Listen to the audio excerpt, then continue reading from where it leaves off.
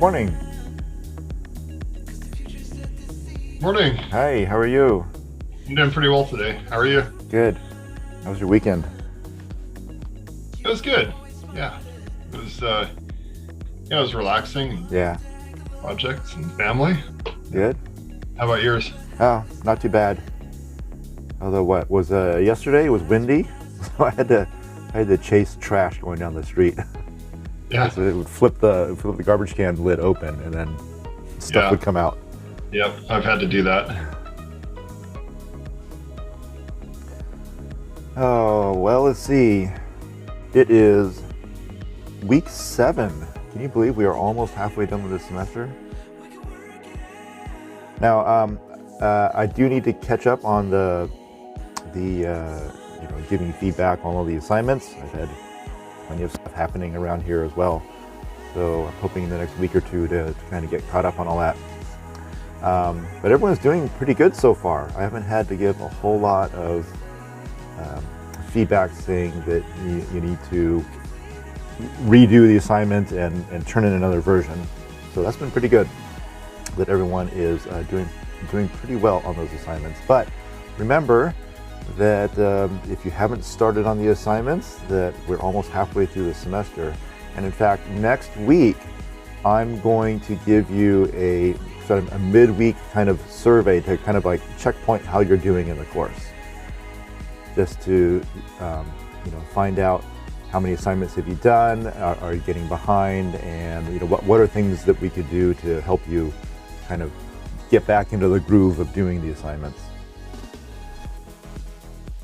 So that'll be coming up next week, and that'll be week 8. So it's midterms for a lot of you, but we don't have any midterms in this course. It's all just assignment driven. So all these programming assignments are all part of your overall portfolio for the course, and then we'll look at that at the end of the semester. And that will help determine your final grade in the class. Let's see, we got people from India and the UK and Germany also listening in, so that's really cool. Welcome, welcome.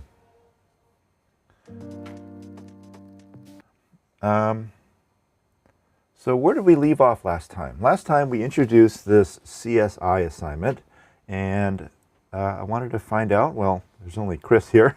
I wanted to find out, have you started on that? And if so, how's it going?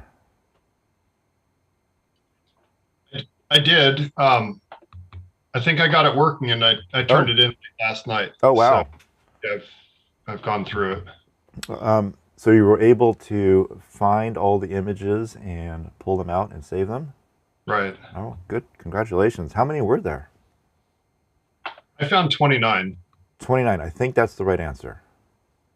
Some people find 28, and some people find 29. And part of the reason why some people find only 28, or at least they know that there's 29, but they can only pull out 28 of them, is the very last one is up against the very end of the file. And so Right. if you are looking for that last marker in a certain way, you may not find it because it's right up there at the very end. And so you can find 29 start sequences, but kind of can only find 28 ending sequences.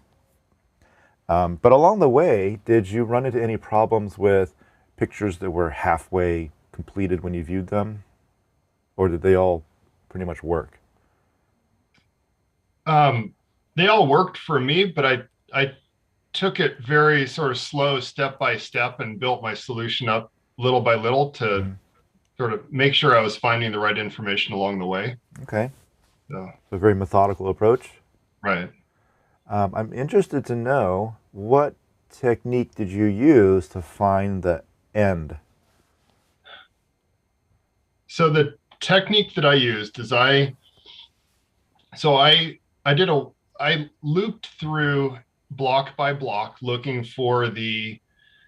um, looking for the start of JPEG markers. Mm-hmm. And I did that all the way to the size of to whatever the size value was, including the size. So it was one past the end of the array, which I never accessed that element, but I made my loop go that far so I would make sure I would check that last block. Mm-hmm. But I looked for the start of JPEG marker. When I found one, I'd keep track that I had found it. I would continue looking for the next start of JPEG marker. And when I found the next marker, I would, before I did anything with it, I would look and see, have I found a start of JPEG marker before? And if I have, at that point, I would backtrack and look for the end of it. Because I'd know the end would have to fall, somewhere before the next JPEG. And we know that the slack space is all filled with zeros. So it's very easy to backtrack and just look for that end of JPEG marker. And at that point, I'd have a start and end, and I could save the file, and then I could continue on with the new JPEG. So let me draw a picture of what I think you're describing here.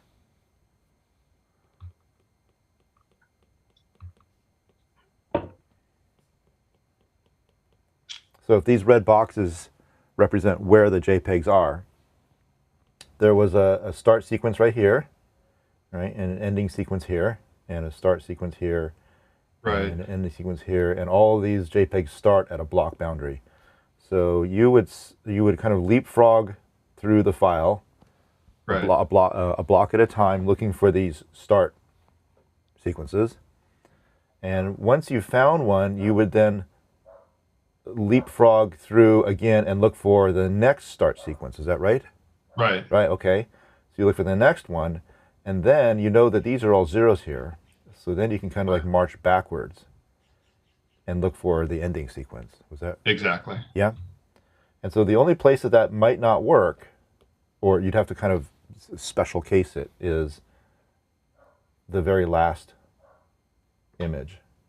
Yeah, so that's why I made sure that when I did my while loop, I made sure to go all the way to the size of the array, which would actually be one index past the end of the array.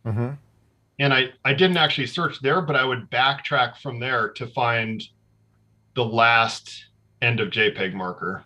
So you had kind of a special case for handling this last image. Yeah, so in my while loop, right. So I would before I would check to see if I have a new start of JPEG, I would first check to see, am I at the end of the data? So if my counter equaled the size of the array, meaning I'm one past the end of the data, then all I would do then is backtrack and see if I have an end of JPEG marker. So you would say like, am I at the end of this file? And if it is, don't look for the next beginning one.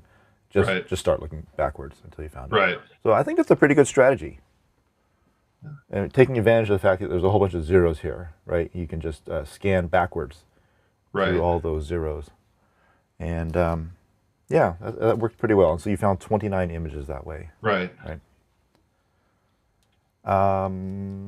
So good job getting that done. There are other ways to do this. There are other ways you can do things like, I've seen people just scan forward, looking for that ending one, but then do something like, look to make sure there's like a whole bunch of zeros following it.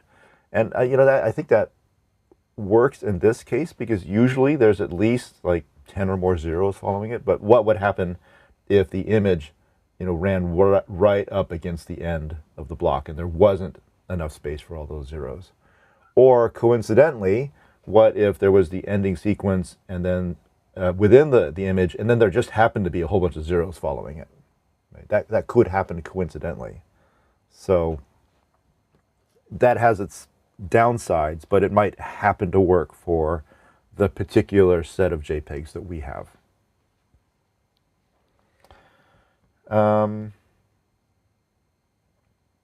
Mary, how about you? Have you started on this and have you run into any problems? I haven't, because I couldn't get my card raw file to be imported into Thea. Oh, you did send me a message about that, and yeah. I apologize for not getting back. So we can answer that question now. What's going on with that? Yeah, I download it and then I drag it to Thea and it won't, it will say it's uploading, but then it won't do anything, and I refresh it. I get, log out, log back in, and there's nothing. Huh. I had that same problem. Yeah. Really? How'd you solve it? I found a workaround. It's not convenient. So I put the raw file on a temporarily on a web host that I have, and I used from the command line. I used wget command and was able to pull it in that way. But I could never get it to work by dragging and dropping. Let me try it here and just check it out. And if that does happen, then that's something that I need to work on. It could be that there's some internal limit that I'm not aware of how big the file is that you can upload, and it might be just rejecting it because it's so big. But let me go ahead and give it a try. And if that is in fact happening, then it's probably not just you. Probably everyone's encountering this problem. And we'll have to... Actually, I think I already have it downloaded. I have so many files in my downloads, I can't see anything in here. I always think downloads is not supposed to be so full. No, I don't have it in here. So let me go ahead and download this.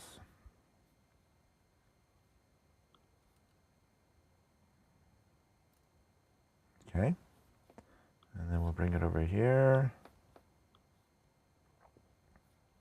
Uploading.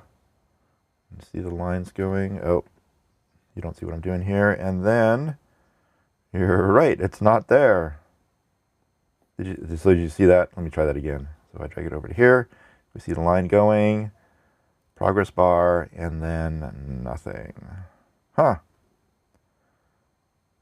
Okay, well then I need to work on that, and then I will post a solution. So hopefully I'll have that done like this afternoon. Well, that's unfortunate. I'm sorry about that. This worked fine last semester, and why it's not working this semester, I'm not sure, except that my speculation is that somehow in the new versions of the Thea editor, there might be some kind of internal limitation on the size of uploads. Actually, let's just go and let's just check that out and see if that is something that is just in one of these settings here.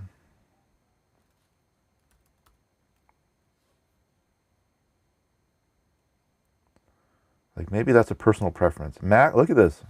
Oh, max file size 32, and the file is, I think it's only 16. So that should not be an effect there.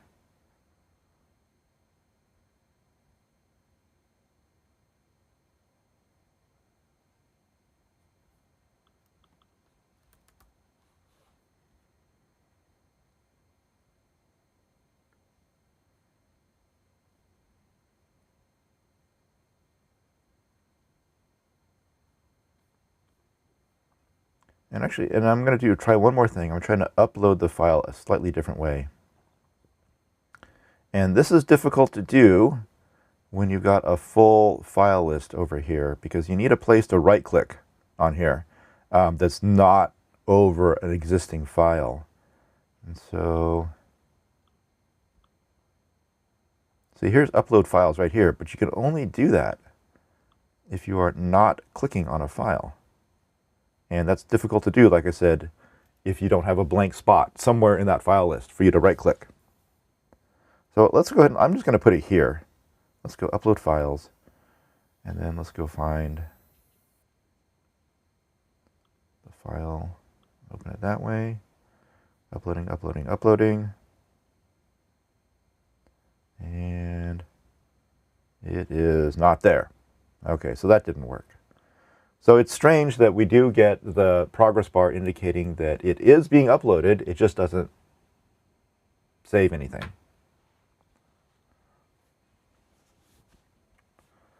Huh, well,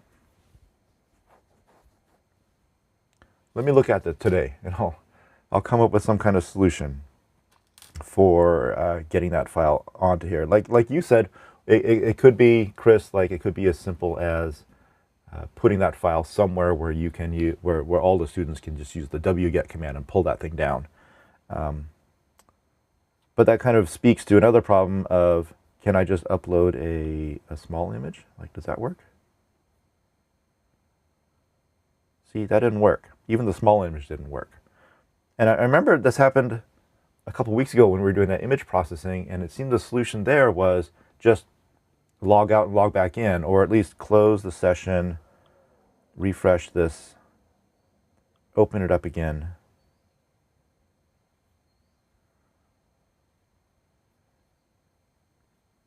And let me try doing this file again. See, that didn't work. Huh.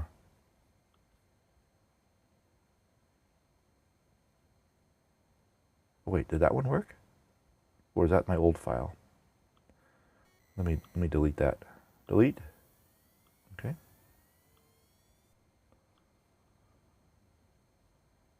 Okay, well that one worked. Let's try the big file again here.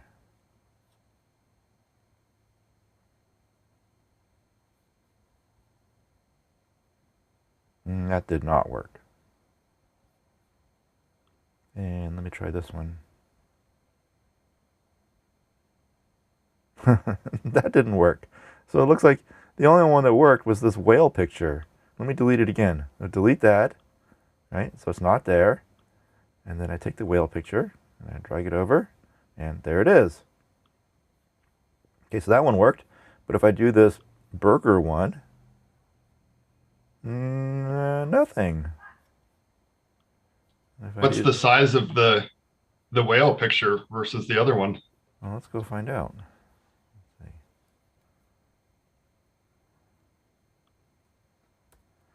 Oh, this is 252 kilobytes, so pretty small. And then the scuba one is 1.4 megabytes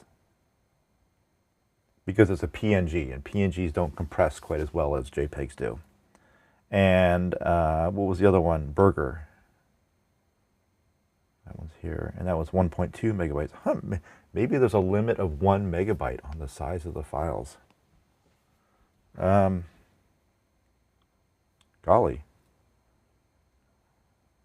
Now I'm kind of curious, like what's going on here? Let's just do a quick, so if you're a developer and you're running into this problem, you're going like, what's going on here? Why can't I upload files? Or if you're a system administrator and you're running into this problem, and you know the message I hate most is the message that pops up on the screen. It goes, if you're having problems, contact your system administrator. And you're like, that's me, and I have no idea what's going on. So Abdul suggests maybe there's a filter for the type of files that you can upload. And someone said, click on this refresh button. Maybe if you click on the refresh button, does it appear there? And it doesn't. It was a good idea to click on the refresh button. All right, so let's Google this really quickly. Let's go say file upload limit.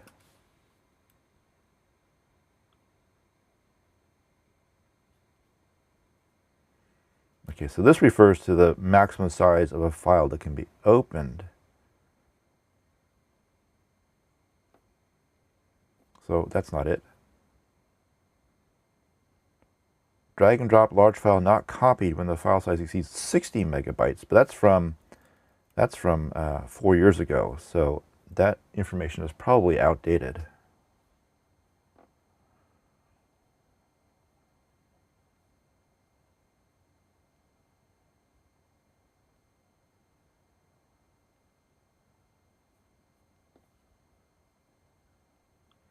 The other thing would be, let's see, could it be, I'm trying to think of another reason why there'd be a limit on there.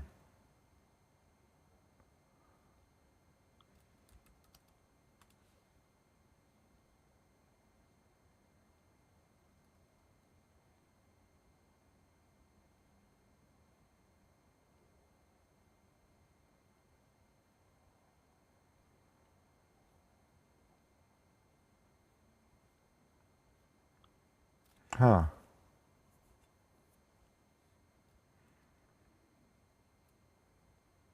Oh, someone suggested open the developer console and see if there's some kind of JavaScript error. Okay, let's go ahead and do that. Where's that? View, developer, developer tools. Here. Oh, look at this. Actually, I don't know what all this stuff is. Let's go ahead and try uploading something.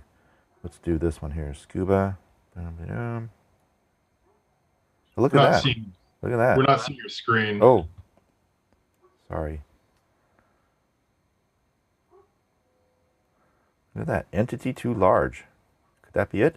Let's try that again. Let's try this one over here. Bingo. Got a new entry. Entity too large.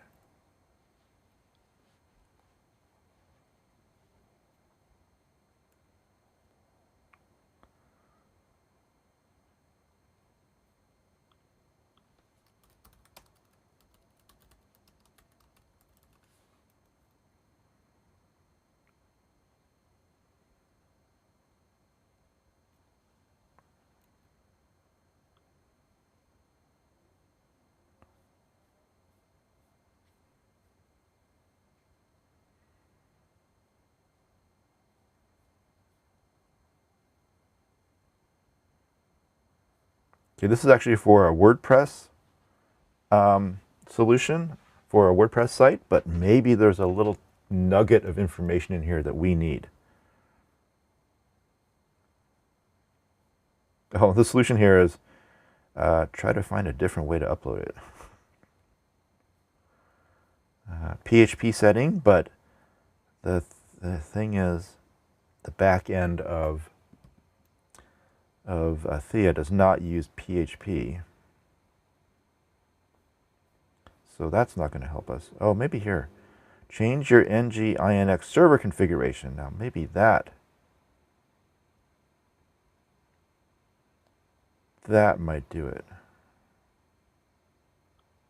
Because we do use nginx to host the website.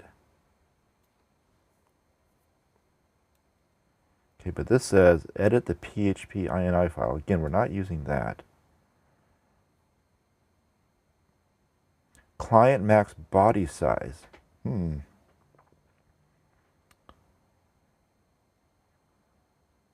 Okay, so I'm going to Google for nginx client max body size.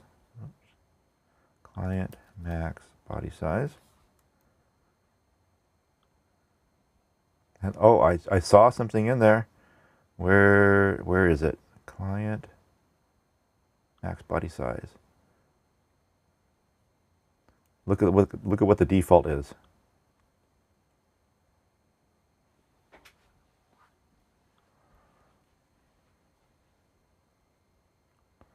Okay, let me go fix that. I'm gonna fix that right now.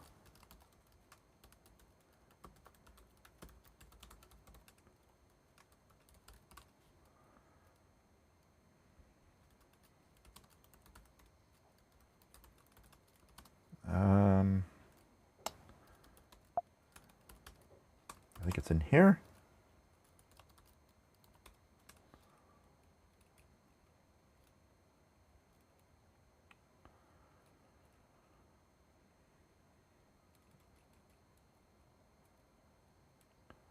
Well, let's just put it right here. Let's just go client max body size.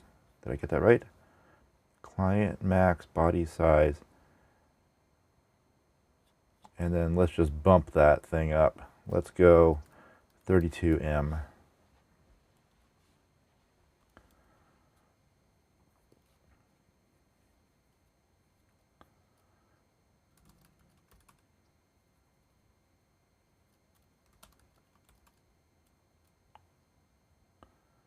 And then Docker compose down.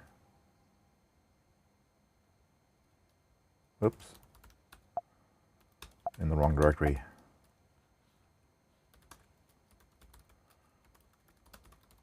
So Thea's going to go down for just a moment, and then we'll bring it back up.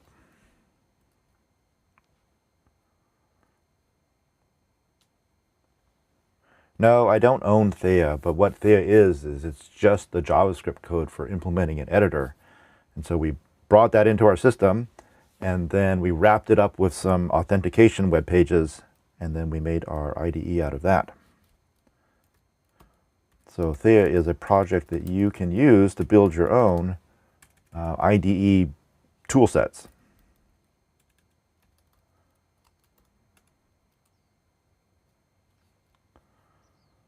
Okay, let's pop back over here. And I might have to refresh the page. Might have to log in again. Let's come back over here.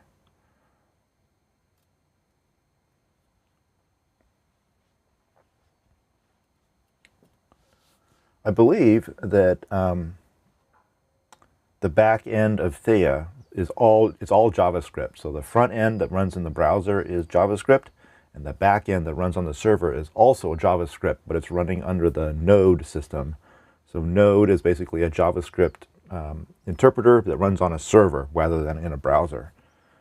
So now let's try uploading this file. First of all, let's go for the small fish. Literally, let's go with the scuba one. Did it work? Yeah, look at it. There it is. Okay, now we're going for the big one.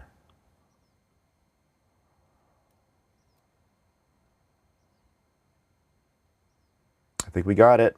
There it is. All right, problem solved.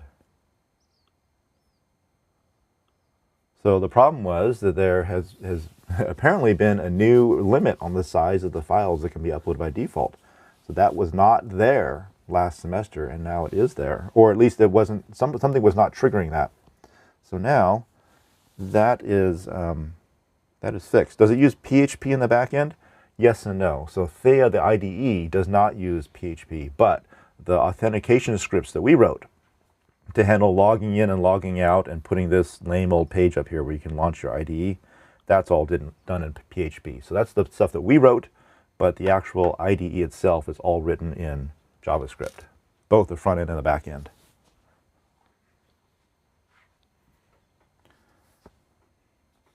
Okay, so now you can get started on this. So I really do apologize about that. I had no idea that was going to be a problem because it worked fine last semester.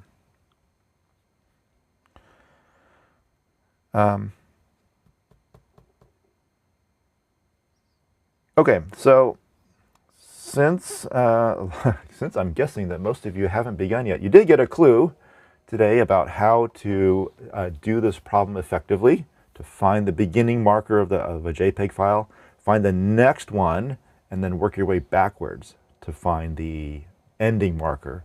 And then you do have to put in a special case for the very last image because there is no start marker after that one. But that should get you all 29 images that way. So that's a pretty good effective strategy.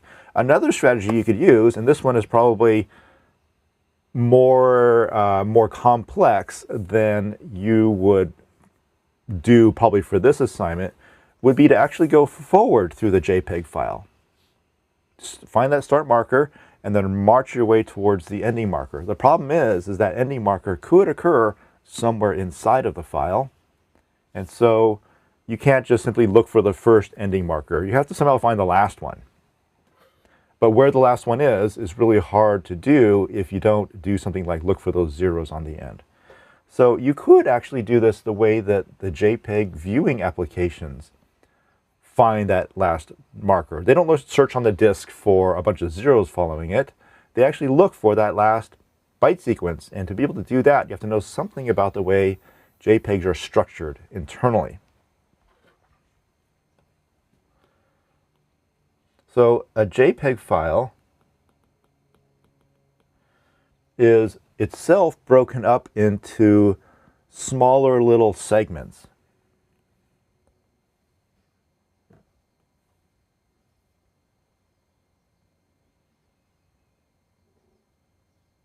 Of different sizes.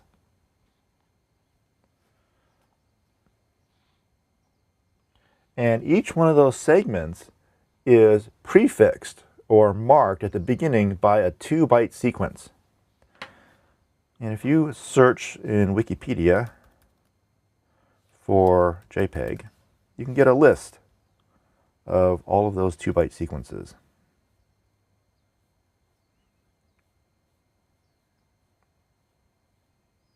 Here they are. So the first one you should recognize, this is called the start of image sequence, and it consists of 2 bytes, FFD8. And if you remember in our assignment, we were looking for a 4-byte sequence, FFD8, FF, what was it, E0 or E1. So actually, that 4-byte sequence is 2 2-byte sequences. There's the first one, which indicates the start of the image, and that's just FFD8.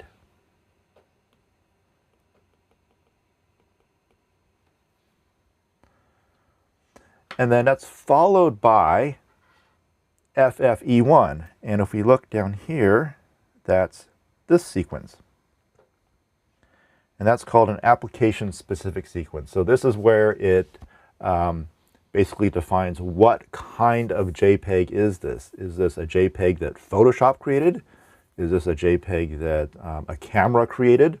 And so every single JPEG file has usually one of a 2-byte sequence that starts with FF and then E and then some number. So it so happens that the pictures that I took start with either E0 or E1, FF, E0 or E1.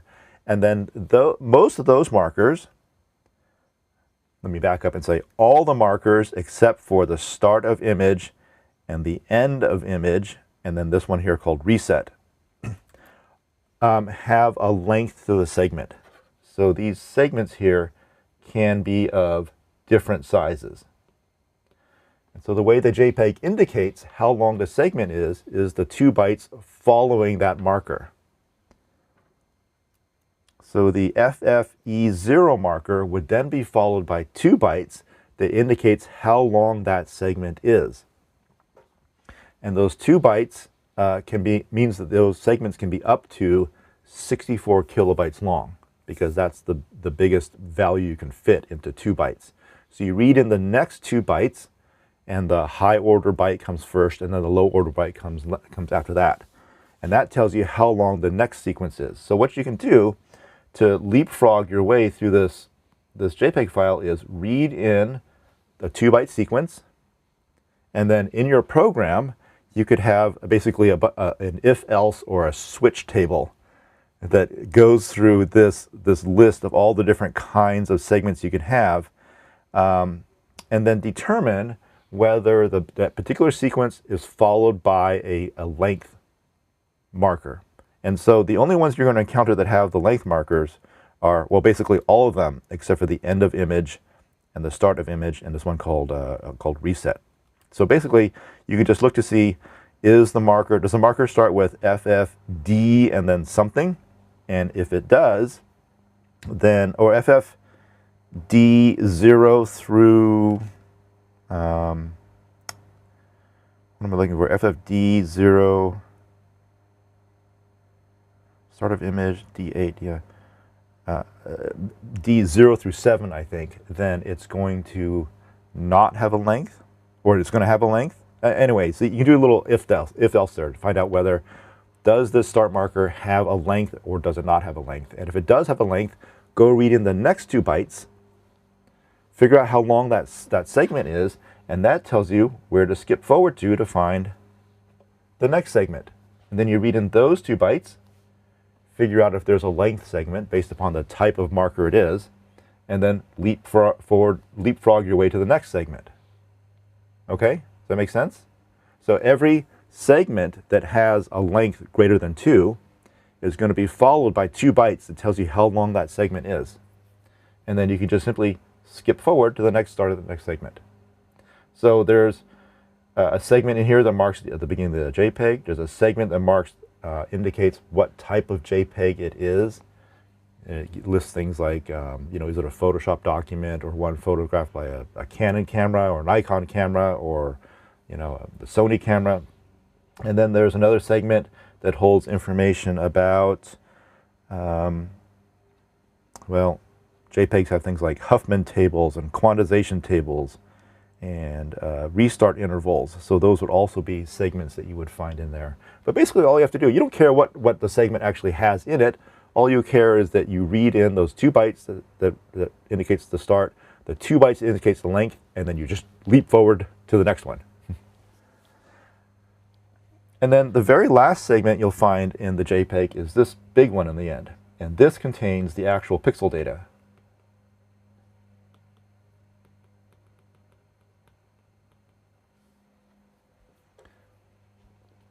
So that one consists of a small little like sub-segment at the front, which contains information about the pixel data.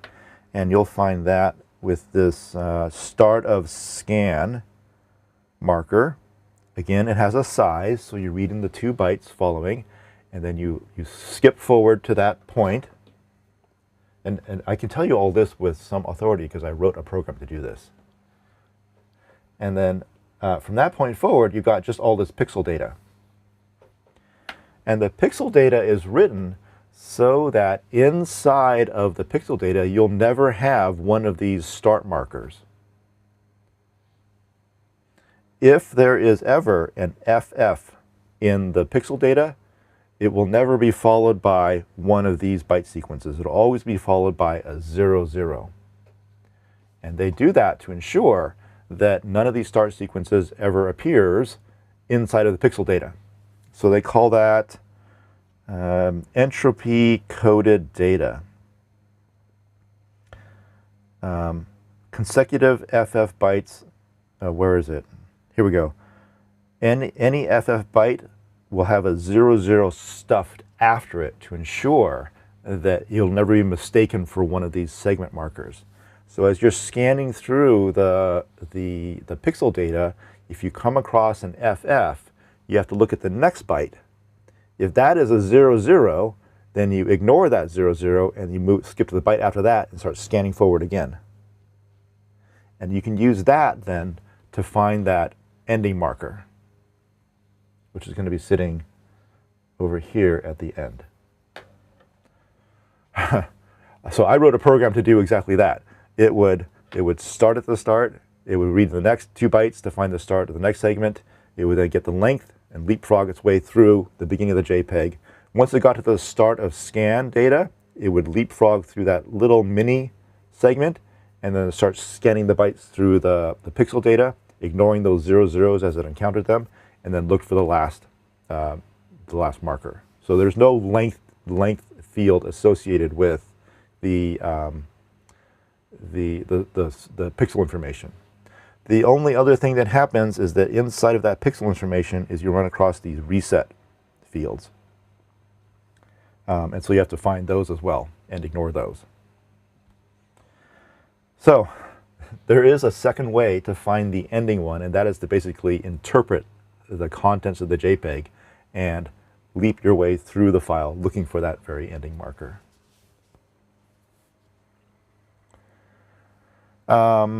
Is the Huffman table and the metadata, that's all the information that the JPEG viewer needs to be able to uncompress the file. So it contains information about the compression and the coefficients for the equations that were used to quantize the information inside of the JPEG. What JPEGs basically do to compress is they take a pixel, and then this is really kind of like an overview. It's not the true way to do it, but it conceptually makes sense. Is that you take a pixel in there and then you look at its neighbors. And if the neighbors have a similar color, then you kind of just combine those into, you know, instead of a 1x1 pixel, into like a 2x2 pixel. And then you look at those neighbors, and if those also have same colors, then you expand it out into like a 3x3 pixel. So you make these squares that get bigger and bigger as they go out, until you get to a point where the colors differ by more than a certain amount, and then it stops expanding that square, and then it starts over again with the next pixels. So that's why you've probably seen JPEG files which, if they are super compressed, have these big blocky artifacts in them, because it's looking for similar colors and then just averaging them out. In many photo image manipulation applications, there's a slider you can do to change the ratio of the compression. You can put it over to best quality, in which case it looks for pixels that, even if they differ a little bit, it'll still treat them as 1x1 pixels. Or you can slide it all the way to the other side, which is lower quality, and then it will allow pixels with a greater difference in color between them, and then it'll combine those. So basically, as you slide it over to the left, you're basically effectively reducing the number of colors in the image, and that allows it to average out more of the pixels. It's a little more complex than that, but that's conceptually what's happening when you change the quality of a JPEG. And that information is stored in those Huffman tables and the quantization tables. Yeah, so in other words, it'll do some kind of interpolation between the pixels. It'll look at this pixel will say, oh, they're close enough in color, so we'll just average them and then combine them together and make one bigger pixel out of them. And so basically that's how JPEGs get compressed, and it can take an image which in memory would have taken several megabytes, for each individual pixel, and squeeze it down to something that only takes a few hundred kilobytes, because it basically tosses out information. And that's why JPEGs are also called lossy compression, because you can't get back the original information. Once you throw out 2 individual pixels and you average them into one, you've lost the information about what those 2 pixels' original color was. Now you're treating them like 1 pixel. So you can't get that back. And so it always, there's a running joke that says, in those spy movies and action movies, there's always the person who leans over the IT person and says, here, take that image, zoom in and enhance, right? You've seen that? Right? And so it gets really pixelated, and then suddenly, boom, it's sharp again, and there's all the details you're looking for. That's impossible to do. It's totally impossible to do, because once you've thrown out that information, you can't get it back. You can't figure out what was the original 2 colors of those pixels, or what, when you zoom in and you make everything blocky, there's no way to get detail back inside of one of those blocks. So it's always a little funny when they say zoom in and enhance. Like that could never happen. You could never do that and get useful information out of that. But I will say that there is technology now that will let you do that. That'll let you zoom in and then sharpen it up. I see these all now in my Facebook feed. For some reason, Facebook thinks that I'm a photographer and is showing me ads for all these plugins for Photoshop that will basically take an image that is of low resolution or is slightly blurry and will sharpen it up. And so it basically seems to put the detail back that was gone. And it doesn't work that way at all. It uses some artificial intelligence techniques to look at the image and go, oh, it looks like those pixels represent, let's say, someone's hair. So it's going to put back details about that person's hair, but it's not using details from the photograph. What it's doing is it's looking at these pixels that are in the photograph and then looking at thousands of other photographs that contain hair and basically pasting in information about what it thinks the hair should look like. Or if it looks at the photograph and goes, that looks like a forest of trees, I'm going to go look at my whole history of pictures that contain images of trees and paste in some information about what trees ought to look like. And so it's not putting the original details back in your photograph. It's basically constructing a new photograph that contains new information that wasn't there before, but would make sense in that context.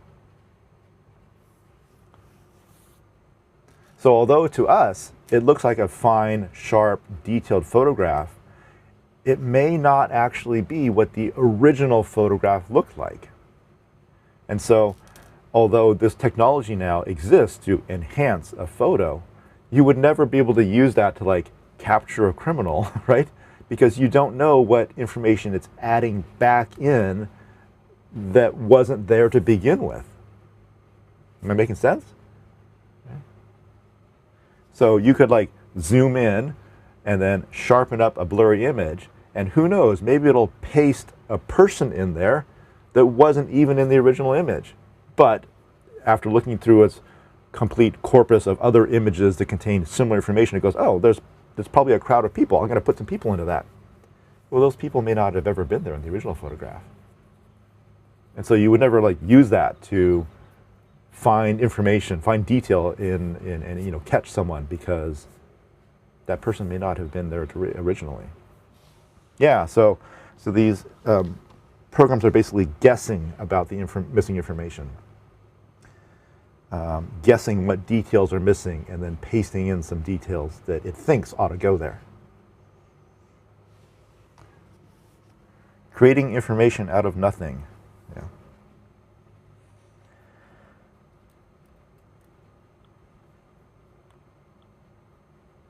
Okay, so now we got the problem with uploading the files fixed. If you got a chance to look in the template program that I gave you, and I'm going to go ahead and paste that in to the editor right here.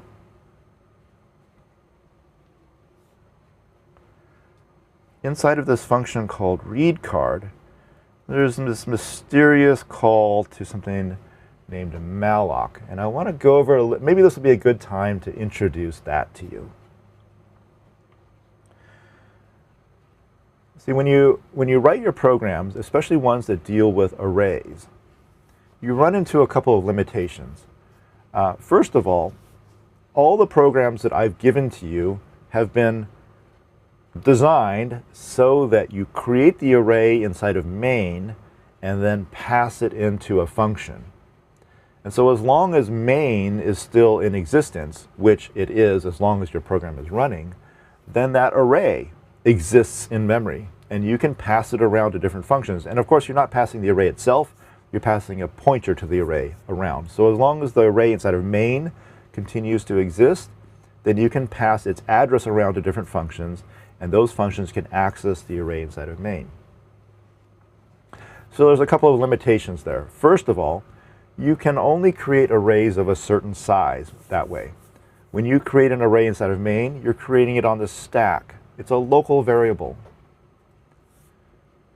And all the arrays we've created are pretty small, 100 bytes, 200 bytes, pretty small. But if you try to create an array like that, but let's say 10 megabytes, it's just not going to work.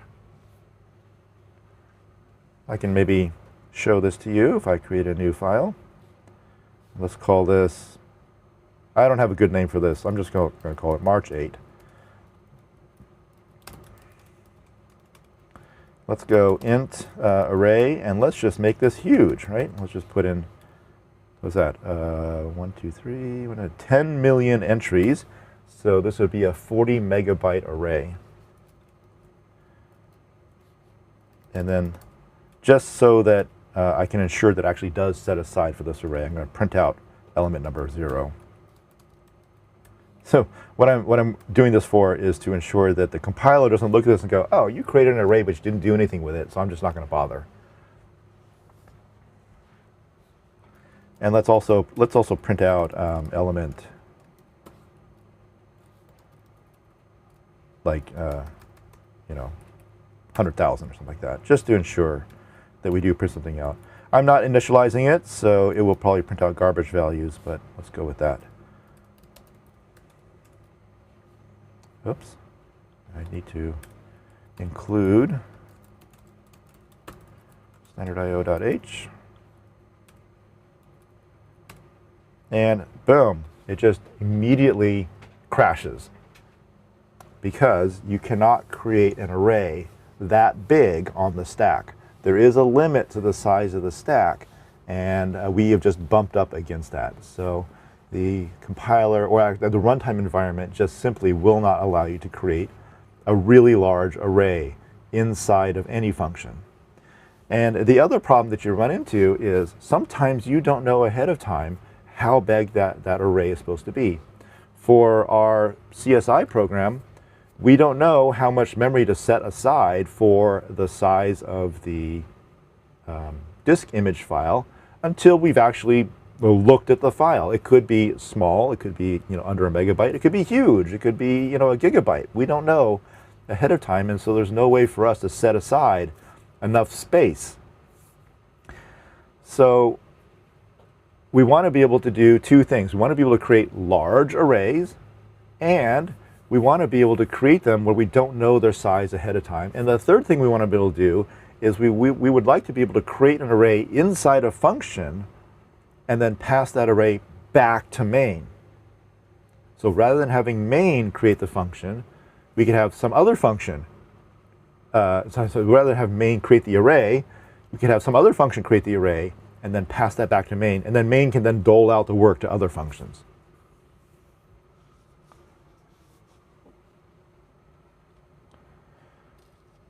Abdul says, I love the segmentation fault error. It's the only error you'll get in a C program, so you have only one error to fix. I wish that was so true.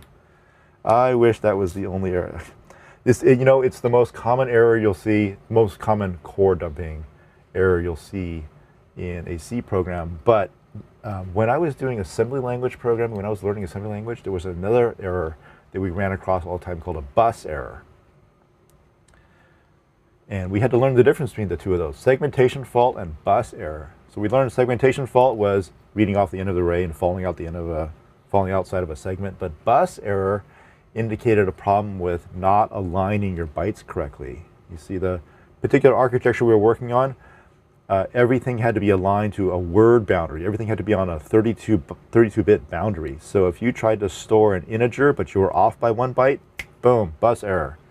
If you tried to read an integer out of memory and you were off by 2 bytes, crash, bus error.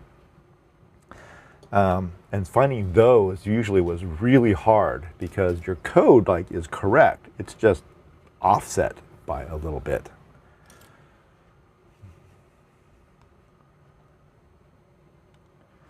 Okay, so we want to be able to allocate memory larger than a certain size. We want to be able to do it inside of a function and be able to pass that information back. And we want to be able to have these arrays persist beyond the lifespan of these functions. So the function can create the array and then it still exists even when that function is done. And so we have a library routine called Malloc that will let us do that.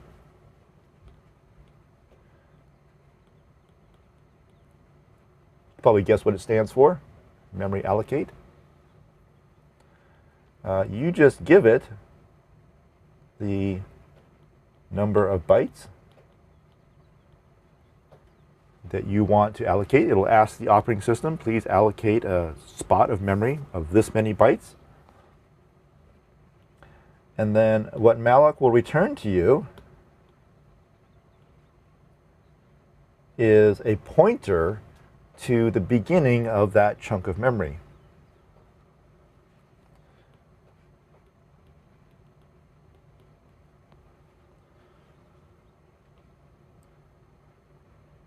So basically the declaration for Malloc is void pointer, Malloc, and then int right here, a number.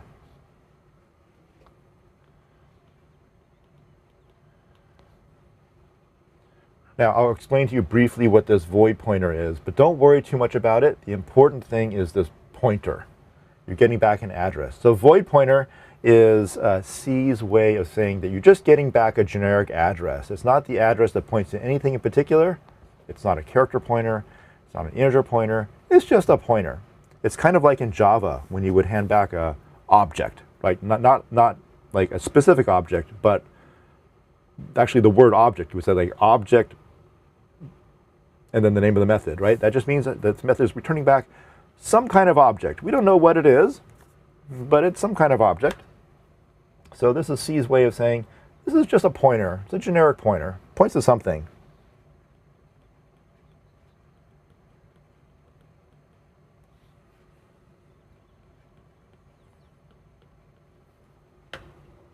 And then it's up to you, the programmer, to assign it to a variable of the appropriate type. You actually can't create a variable of type void pointer.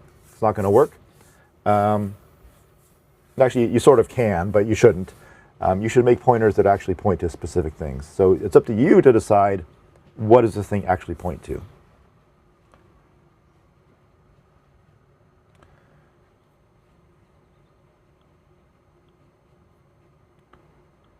So I'm gonna use this same program, and let's make I'm going to use the same March 8 program. Let's make a main here.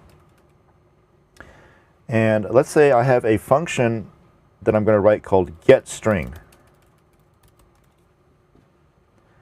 And the way I want this to work is it is basically going to get a string from the user and then pass that string back to the caller. So it takes no parameters, but it's going to return a character pointer, a string. So let's print out a prompt. Let's go enter a string, or maybe enter your name, like this. Then we're going to call getString, and then we can then use that like any other string, and for illustration purposes, just print it out.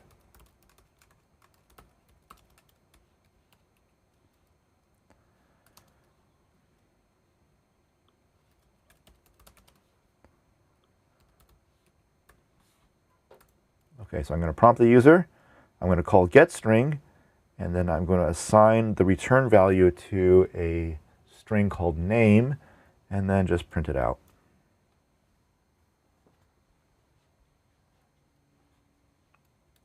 So let's write that function. Character pointer getString.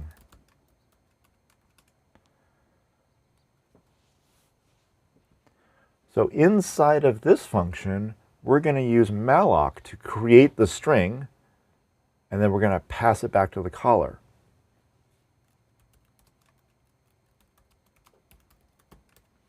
Inside of the parentheses, we just pass in a number, and that's going to be, excuse me, that's going to be our guess as to how much space we have to set aside. So let's go ahead and set aside, let's say, 50 characters. So Malloc gets called. It asks the operating system, please give me a chunk of memory that's 50 characters long, 50 bytes long, and then I'm going to assign that to a character pointer called str. So Malloc returns a void pointer, but I'm immediately assigning it to a variable that's of the correct type. I know that the way I'm going to be using this chunk of memory is as a string, so I'm going to assign it to be a character pointer.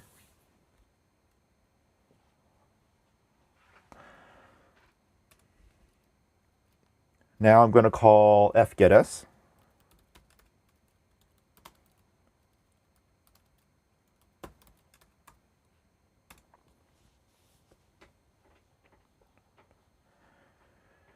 And then I probably should get rid of that new line that's on the end, and we know how to do that. We're going to scan forward until we find that new line character, and then replace it with a null character.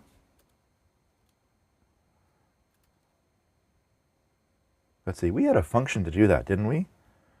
Let me go ahead and just find that. I'll just bring it in. Where's this trim NL? This one right here.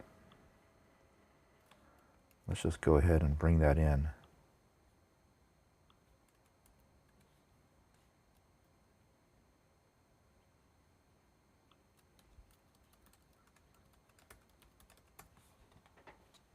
And then we'll just return our string when we get done.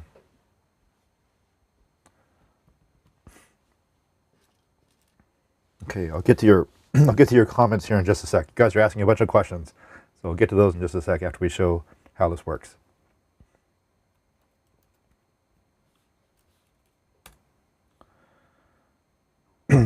Okay, so we got a warning here. We got a warning that it doesn't know about the malloc function because we need to include the standard library header file.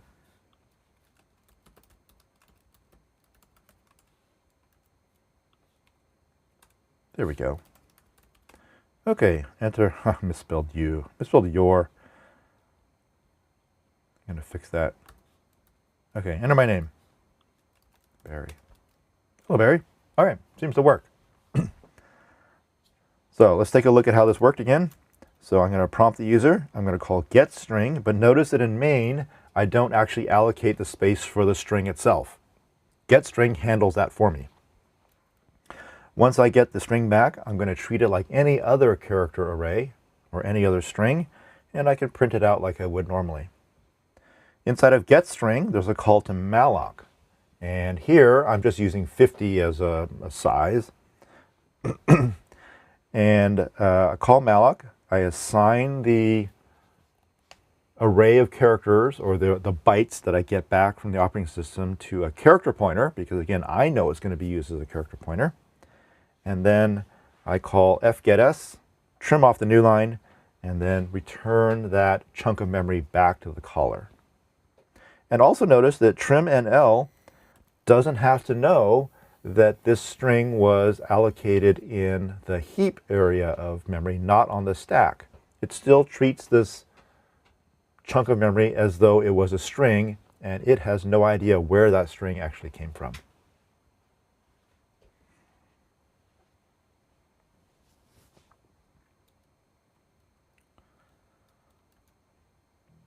Okay, now to get to some of your questions. Why do some people not typecast upon returning from Malloc? Okay, so Malloc is declared to return a void pointer, and you'll see some programmers will put in a cast here to explicitly change the type from what it does return, which is void pointer, to what it's supposed to be, which is character pointer. And older versions of the compiler require that cast, because Malloc returns a void pointer, but the thing we're assigning to is a character pointer, and there's a type mismatch there. And so you have to put in the cast in order to get the compiler to be quiet about that. And actually, even older versions of Malloc weren't even declared to return a void pointer. That thing actually didn't exist in some early versions of C. They returned character pointers because that was as close as you could get to being an array of bytes. And so there you really had to do a cast from what it returns, which was character pointer, to what it's supposed to be. Newer versions of the compiler allow functions that return a void pointer to just be implicitly cast to what they're supposed to be when you do the assignment.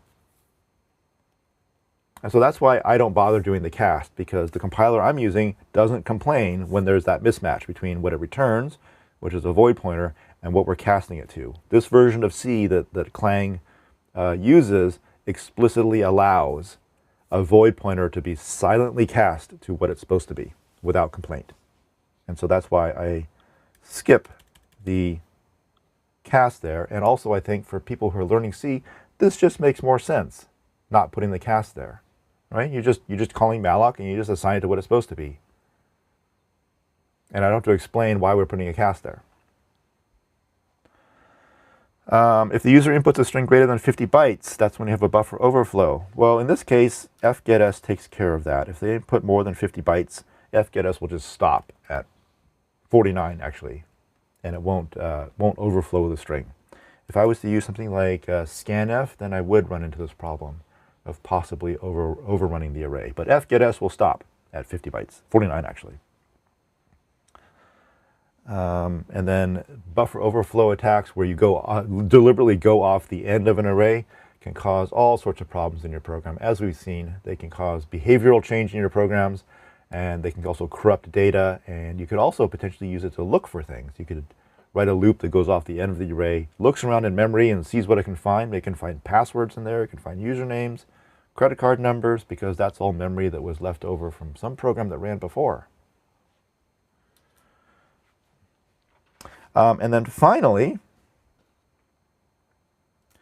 we do have something called a memory leak in this program. When you allocate memory using Malloc, it sticks around and it doesn't go away. It will go away when your program ends, so the operating system will go and reclaim all the memory that your program used, but as long as the program is running, that chunk of memory that we set aside with Malloc continues to be set aside. And so a good practice would be, every time you use Malloc, as soon as you're done with that chunk of memory, you call the free function and let it go. So after our program is done, after we have printed out the person's name, we're going to call free, and you just pass in the pointer to the chunk of memory, and then the operating system will go and reclaim that memory and make it available for reuse. So basically, every time you have a malloc, there should be a corresponding free in your program. They come kind of as a pair.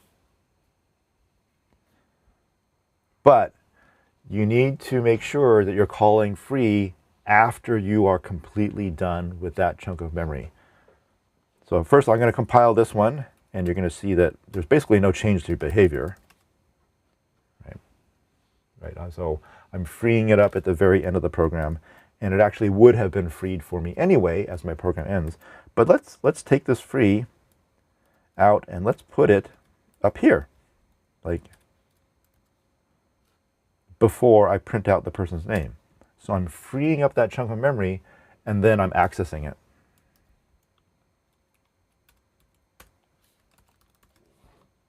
And there, we get a little bug in our program, right? It says hello, and then it doesn't say their name, because that memory has been freed up, and potentially it's been reused for something else.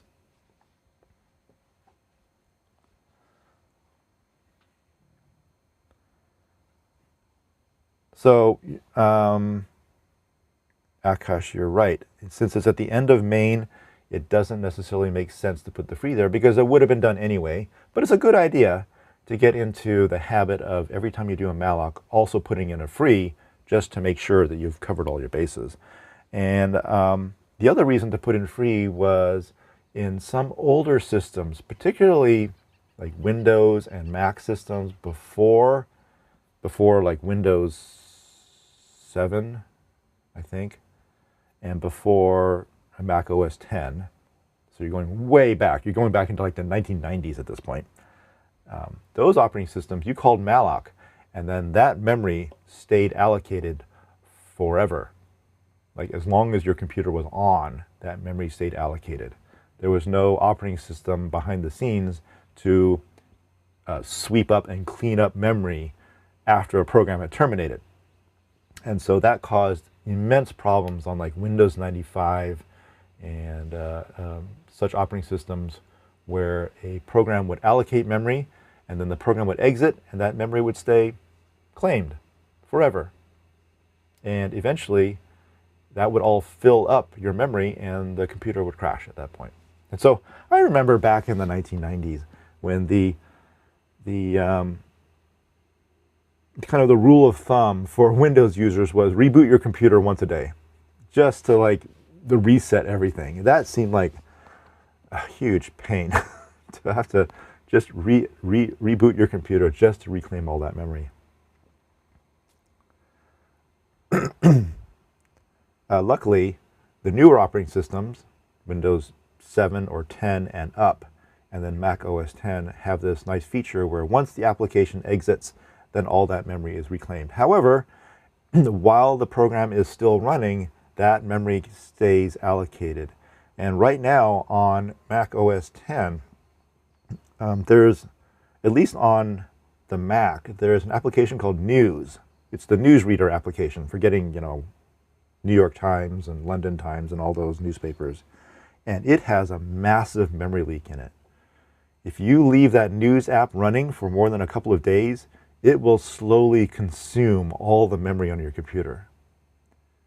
I went and looked at how much memory News was using after a couple of days, and it was like 12, 15 gigabytes of memory that thing consumed. It's apparently every time it fetches a news story, it just leaves it in memory and it doesn't release it back to the operating system. And so it just consumes more and more, because news is always like coming in, right? So it's always loading new articles into its memory, and the memory allocation for news, the news app just keeps growing and growing and growing and growing. And so that one, I just periodically have to quit that once a day or so. I mean, and I don't mean close the window, because when you close the window, the app is still running in the background, collecting new news stories. It's just not showing you the window. And so you actually have to go and pull down the menu and say quit, and then relaunch it. And then sometimes that thing's been running so long and it's been occupying so much memory that when I go quit, I can hear my computer like freezes for a moment as the operating system is busy like reclaiming all that memory and putting it back into its list of blocks of memory that are available for reuse. And so the whole thing just like freezes as it's doing that. Apple needs to fix that. Seriously, Apple needs to fix that, right? Because when you close the window, it doesn't quit the application. It still runs in the background. There are web browsers, Chrome, Safari, Edge. They've been around so long that there are actually memory leaks in them. I think Chrome is notorious, Firefox I think is notorious for this, that if you leave it running for a long time, it will also slowly eat up all the memory of your computer. Not as fast as a news app will. It's like a few bytes every couple of minutes, but enough so that if you leave your browser running for several days or weeks at a time, it will slowly eat up all the memory of your computer. And these bugs have been almost impossible to track down because they're buried deep inside of the core algorithms that have been around for decades. And it's so far as I know, no one has tracked down, no one has been able to track down these leaks where it's leaking just a couple of bytes every couple of minutes. So C and C++ are kind of unique languages in that you, the programmer, have to manage the memory yourself. When you want a chunk of memory, you have a choice. You can either allocate it on the stack as a local variable, or you can call Malloc. And Malloc will allocate the memory for you on the heap, return you a pointer, and then it's up to you to free it up, to indicate to the operating system, I'm done with this chunk of memory, when in fact you're done with it. If you forget to do that, that memory will remain allocated for as long as the program is running. And that's called a memory leak. So C or C++ are kind of unique in the regard where you have to do that allocation and deallocation yourself. Most other languages, Java, Python, PHP, just about all the modern languages, handle all that stuff for you because it's been a source of so many bugs in C and C++ programmers that these other languages specifically have features in them for handling the memory for you, just so that they don't leak memory like C programs can.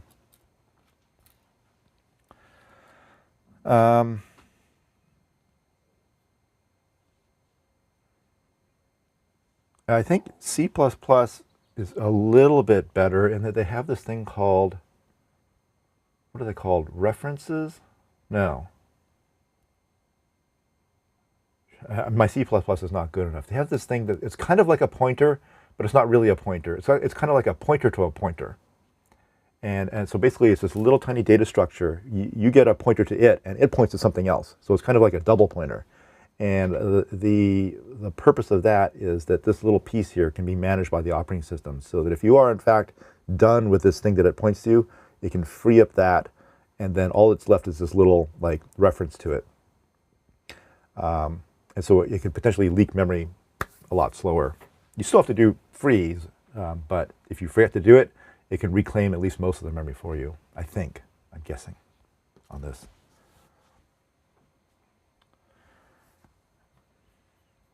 Okay, so the last thing I want to leave with you is, let's say, instead of reading in a string, I want to read in an array of numbers. So let's call this function, let's see, printf, enter some numbers, all right? And let's call a function, let's call it getnums, getints, call it getints.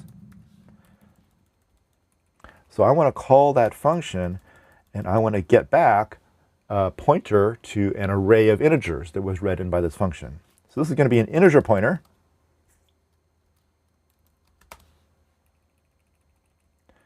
And then we'll go ahead and print it out.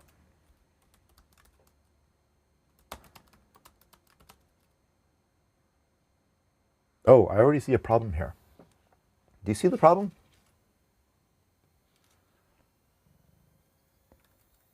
What do I put after this?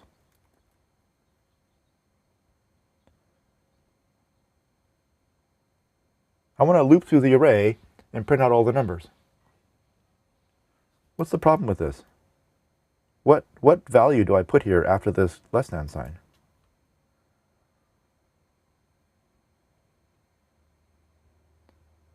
Well, I don't know how long that array is, right? getInts is just going to allocate this array for me, but I don't know how long it is. Remember, arrays don't carry along that information about how many elements are in it. All you get back is an address. So my getInts function needs to convey to me, the caller, about how long that array is. But I can only return one thing. I can only return an address. How do I return two things from a function? Well, one technique would be to like make a structure and stuff things into there, but I don't want to do that. That's not like the colloquial C way of doing things. The way of doing that is you get back one of the return values, just like we have here, and you get back one of the other values as a parameter that you pass into the function. I'm going to do it like this. Let's make a function, make a variable called array length. This is defined within main. So main holds on to this variable, holds on to the space allocated for this variable. But it's going to pass in to getInts the address of that thing. By passing in its address, that allows the getInts function to be able to modify its value. So with a pointer to that integer, the getInts function is able to reach into the main, change its value, and that will hold on to the length of the array. So essentially, this allows us to return two values. One of the values will be returned in the normal way, and the other value will be modified by the function itself. So now I can use array length here.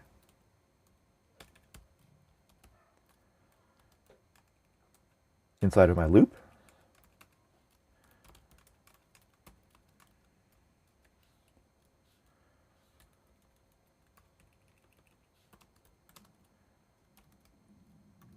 And then I can print out each element of the array prefixed with its location in the array.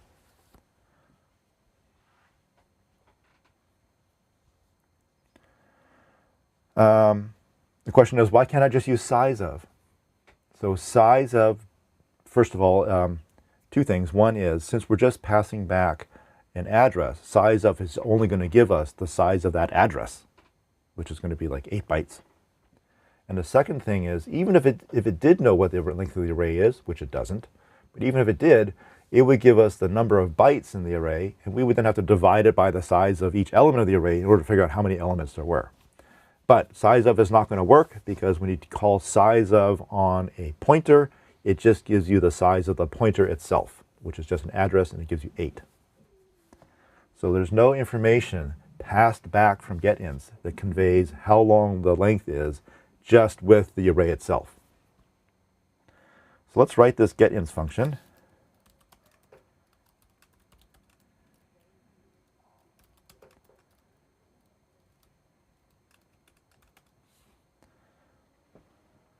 So getInts is going to return an integer pointer, an array of integers, and it's also going to accept as a parameter a pointer to an integer, which it will fill in with the length of the array. Okay, so in here, let's call Malloc.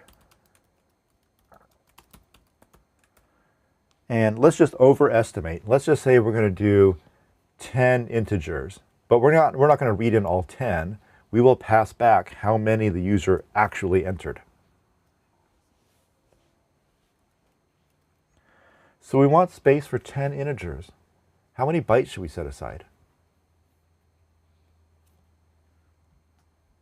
Is it 10 times the size of an integer? Yeah. There's an honor system, the size of an integer is 4, but we can ask the compiler how big it is. So the usual C way of allocating an array looks like this. It's the number of elements you want times the size of each element. When a C programmer finds this in a line of code, Malloc, and then a number times size of something else, they immediately think, oh, that's an array. They're allocating space for an array.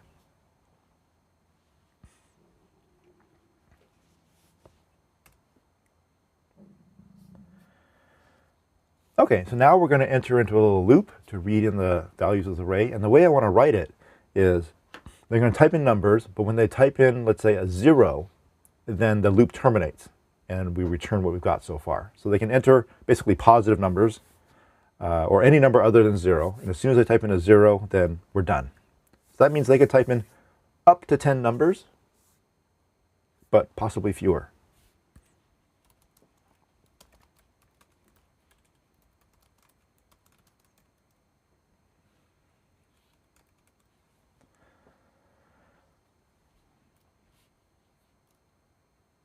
Let's just use scanf. Actually, we'll print out printf. We'll print out the value of I.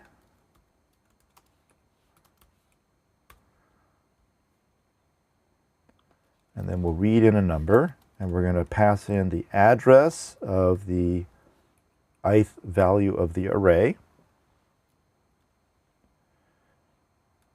And then if that number that we just read in is equal to 0, then we are going to break out of the loop. If it's not a 0, then we'll increment I and go to the next iteration. Okay, so we're going to print out a little prompt for the user, read in a number, put it into the array. If that number is a 0, we'll break out of the loop. If it's not, we're going to increment I. Actually, I'm going to do it this way.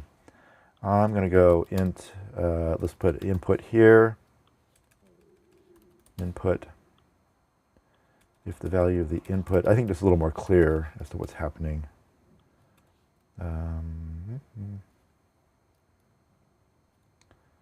Maybe it'd be easier to put an else here. I'm trying to make this program just like as clear as possible as to what's happening and not rely too much on some fancy programming.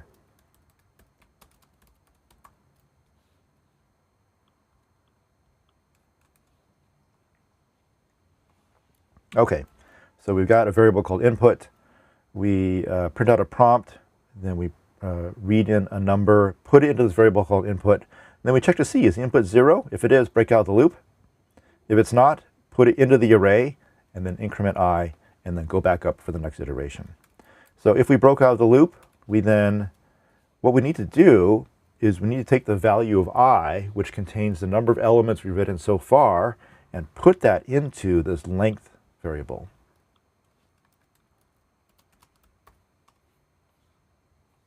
And now we can return the array to us.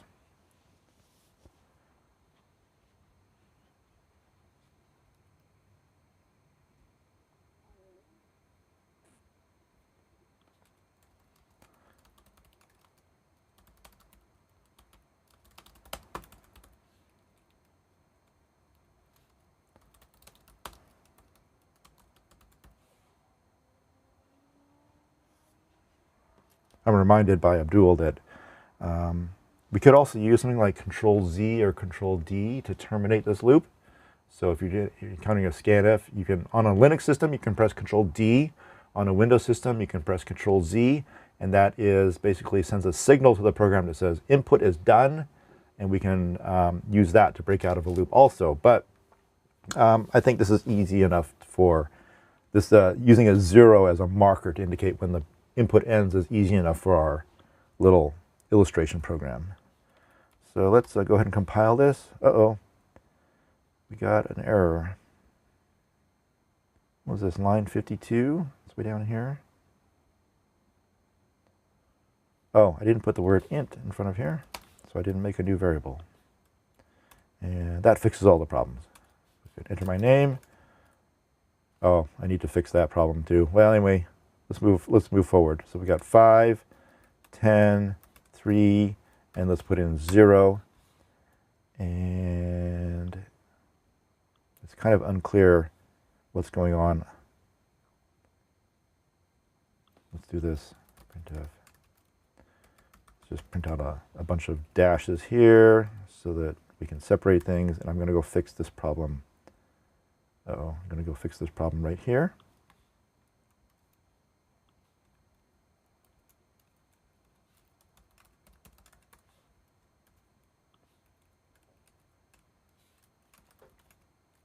Okay, enter some numbers. 9, 4, 2, 10, 0. And then here's our line separating the input from the output. And then it prints out 9, 4, 2, 10, and then it's done. So what I wanted to show you there was that by having the getIns function pass back the length, it can not only indicate how long the array is, it can also indicate how much of the array is actually valid. We allocated space for 10 integers, but we only used 4 of them. So this array length variable here indicates how many values in the array are actually valid. We've only got 4 of them are valid, even though we allocated space for 10. If we wanted to pass back both pieces of information, if we wanted to pass back the total length of the array and how many of them are valid, we could do that with 2 parameters.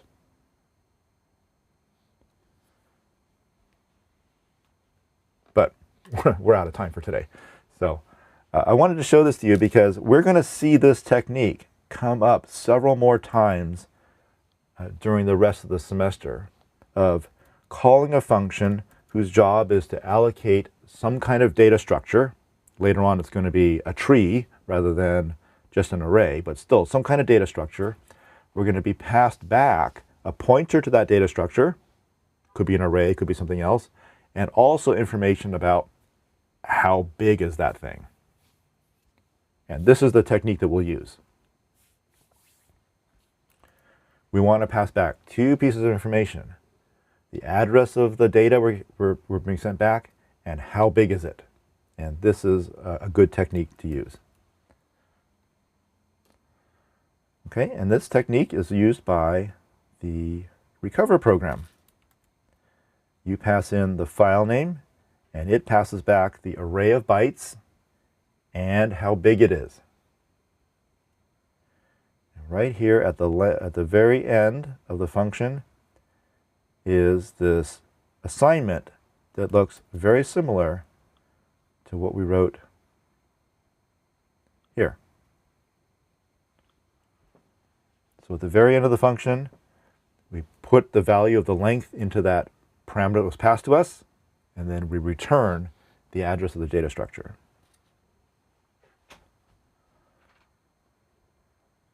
Okay? So I wanted to show to you a little bit about how Malloc works. I guess this would suffice for our formal introduction to it. It's really easy to use. You just pass in the number of bytes you want, and usually you calculate that with the length times size of whatever thing it is you're storing inside the array. So if you're storing an array of integers, you put int there. If you're storing an array of characters, you put character there. If you're storing an array of doubles, you put double there.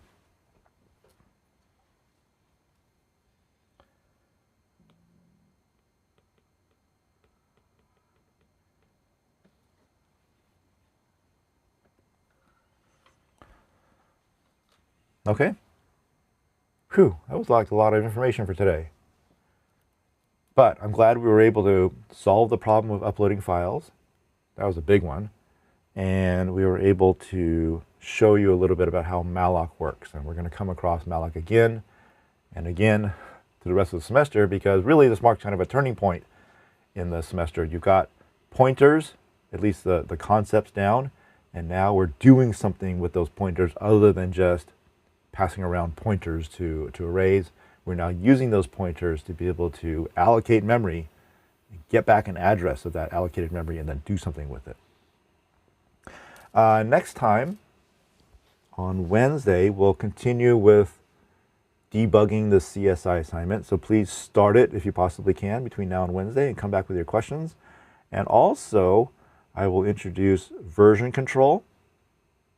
And I hope I will also get a chance to show you how to use the debugger that is built into Thea. By itself, if you click on this little debugging link, nothing will happen when you run your program, because it doesn't know how to tie together the front-end user interface, where you can do things like step through your lines of code and stop and view variables, with the back end where your program is actually running. So there's a little bit of configuration we have to do to get this to work, but once we hook it together, you can use this graphical debugger to step through your code a line at a time, set breakpoints, and view the contents of variables as they're going.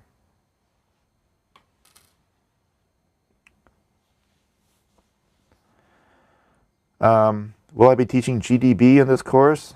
No, I won't do like a full tutorial on GDB, but I will show you enough information about GDB to find out where your program crashed.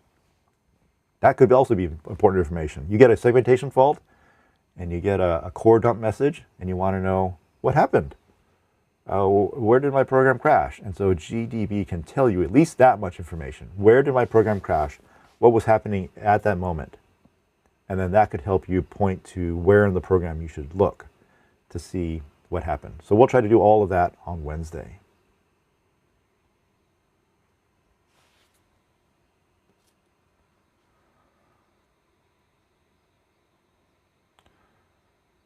Any last questions, Chris? No, I don't have questions. Okay. Thank you. It was very interesting today. I guess while we got just a moment here, let me go and look inside of this image. And so where is it? Here it is. I'm not going to show you the source code for JPEG to code because that'll give you a clue about how you could jump forward through your program. But I'm going to show it to you running.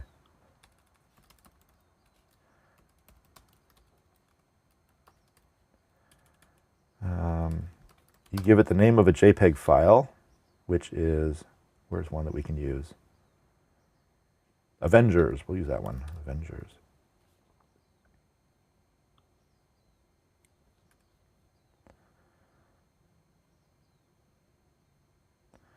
And so this program, first of all, it determines the total length of the file, which it gets by using the stat command. And then it found a start of image at address 0. It found an app 0 at address 2, and its length was 16. So then it jumps forward 16 bytes and ends up at byte number 20 and found an app 1 there whose length was 128. So it jumps forward 128 bytes and ends up at 150. Found an app 13 whose length was 56. Then it jumps forward 56 and it found a start of something at byte number 208, whose length is 17. So it jumps forward from there, and it found this data Huffman table, and there's several of those. Then a couple of these quantization tables, and again, it's all just finding the length bytes, multiplying those together, jumping forward, and then DRI, length of 4, and then here, start of scan. This is the start of the pixel information. There's that little sub segment. It's only 12 bytes long. So it jumps forward 12 bytes, and then it scans forward looking for these reset markers, and they always go numerically. 1, 2, 3, 4, 5, 6, 7, 0, 1, 2, 3, 4, 5, 6, 7. They just go numerically. And then finally, end of image, it found at the very end of the file. And so that was finding that end of image marker by scanning forward through the JPEG. Do those different sections always appear in the same order, or can they get mixed up? Like the app sections? I would say probably just since JPEGs tend to be written by computer programs and computer programs are following an algorithm, they probably follow a specific order, but I wrote it so that I didn't figure they were in any particular order. I basically found a 2-byte marker and then just had a lookup table that just told me what kind of marker is that and do I expect a length field after that. The lookup table just told me, it just printed out a string that they gave me the marker name, and then it returned like a true or false. It says, do I expect a length after that? And then my program didn't care exactly what kind of marker it was. It just, if it got a length, then it just skipped forward and then found the next marker. This was probably the hardest part, realizing that the scan information would contain these reset markers in them. Once I figured that out, then the program worked fine. I got stuck with the program finding the start of scan, and then at that point it got stuck. It would scan forward and not find anything because it was getting stuck with these things. So I realized then I have to deal with those. I can't just ignore those. I actually have to write my program to look for those things and then go through them. They happen to go in numeric order, but my program, again, doesn't depend upon them going in numeric order. They just happen to come out that way.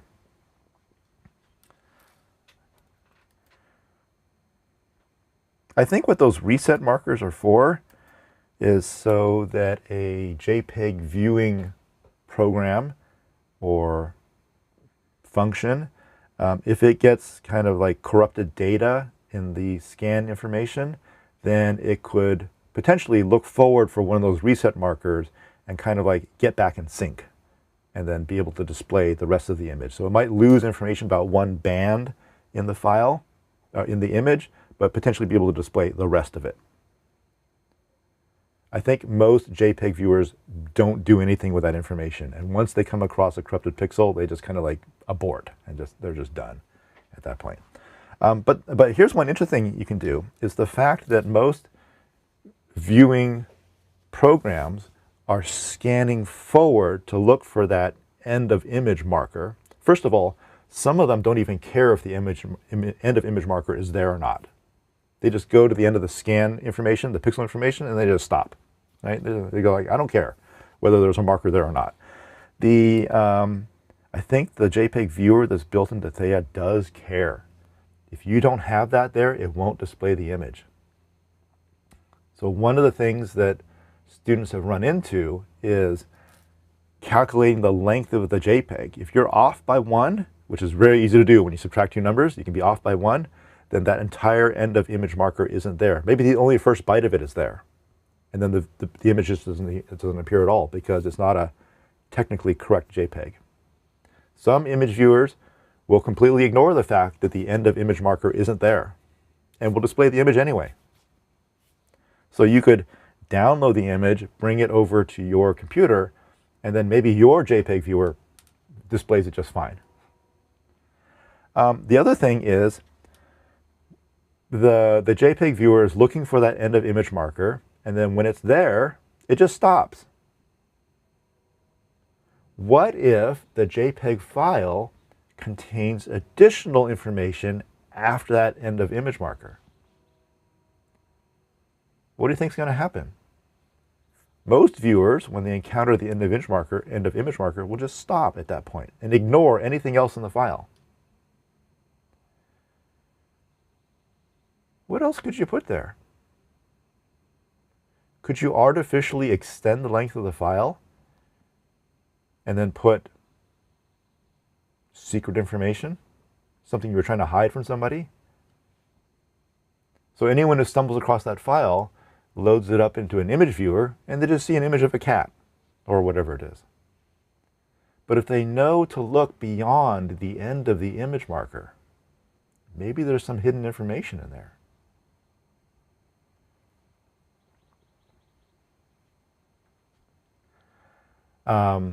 I've also seen examples of actually putting a whole second image back there.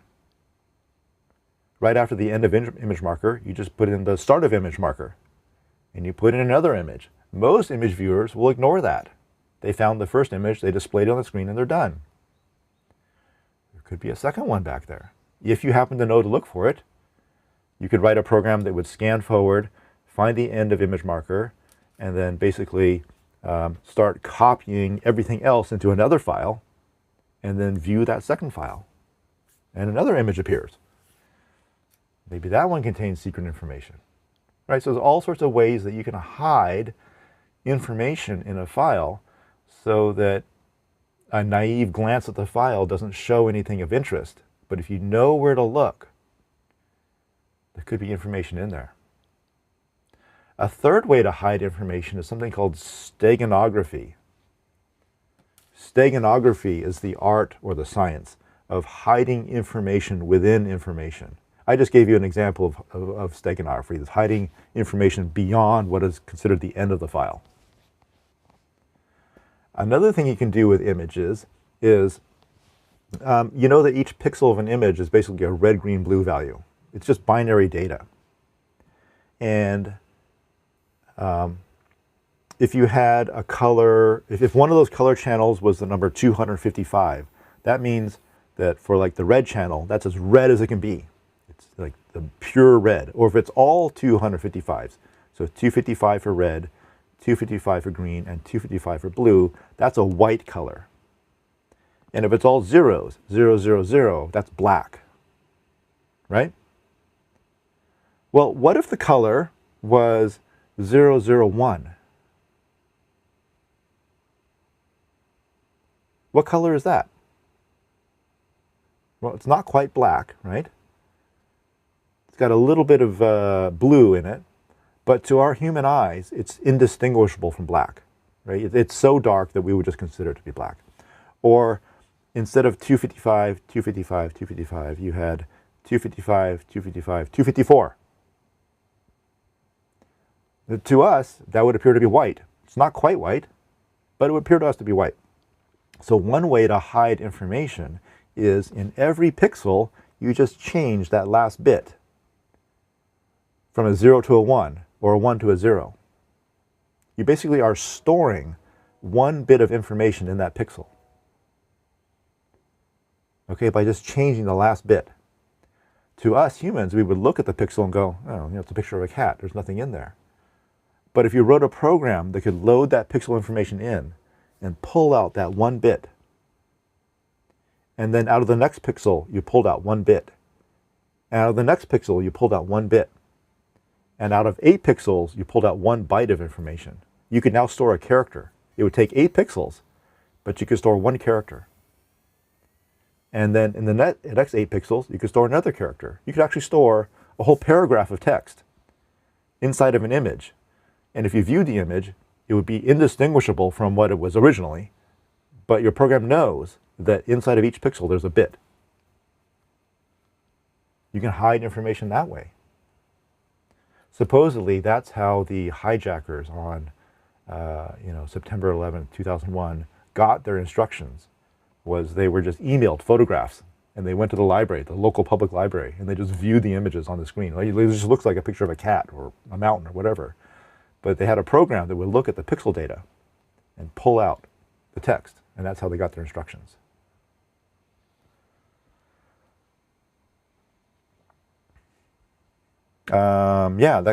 This can be a way to basically exfiltrate information out of like a corporation or a government, is to store the information inside of other information. And then if somebody is looking at the data that's going out of their network, they go, oh, it's just pictures, or oh, it's just it's just innocent stuff.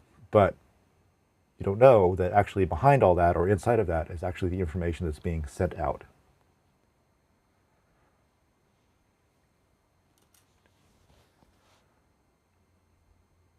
Sure, of course you're that smart. Now that you know how to do it, write a program to do it. You can't do it with JPEGs, first of all. You can't do it with JPEGs because JPEGs compress each pixel and they average pixels out. So you can't do it that way. You can use image formats that aren't compressed, like PNGs or BMPs. I mean, so the images are a bit bigger, but you can still store images that way. You just load in your pixel data as an array of numbers, and then you just twiddle the lowest bit in each one. Change it from a 0 to a 1 or a 1 to a 0, and then store the image data back, write your image out, and you view those images side by side, and visually they will be identical to each other. But then write another program that goes and loads that image data in, pulls that one bit out, assembles it, every 8 of them, into a byte, and then start outputting the bytes you get. You could do it. You can do this.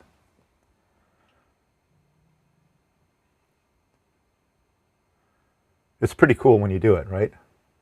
Particularly cool if somebody else writes the program to encode the data and you write the program to decode the data, and then suddenly out pops, boom, there's some text there, right, that you didn't know was there before.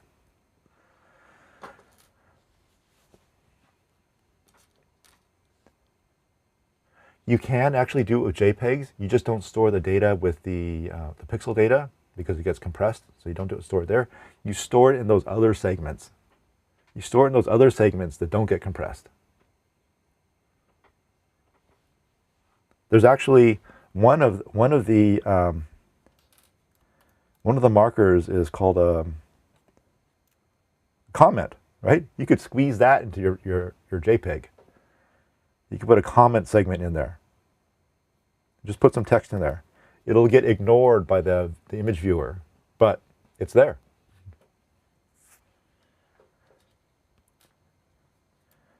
Or you could put in an application segment.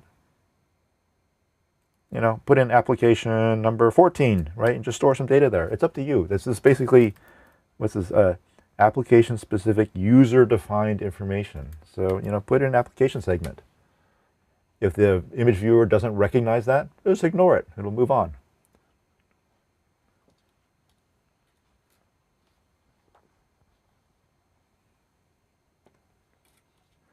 So there could be ways to store information inside of a JPEG. Many ways to store it inside of a JPEG.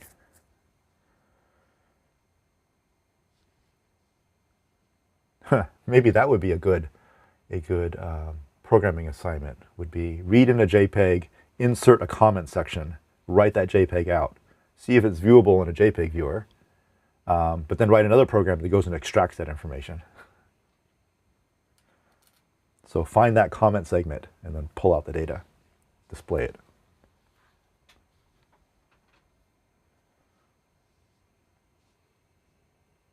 I can see everyone's wheels are turning. What can I do with this new pieces of information that I have? You know, again, for forensic investigators, what they're looking for in many cases is that data that's stored in the slack space, data that's stored that's supposed to be free, data that's stored in areas that are supposed to be free. You could do something like write an ordinary file out to disk and then delete it. And then the person who receives that disk, if you're trying to, you know, exfiltrate some information, they would know to look for those deleted files and go and pull the data out.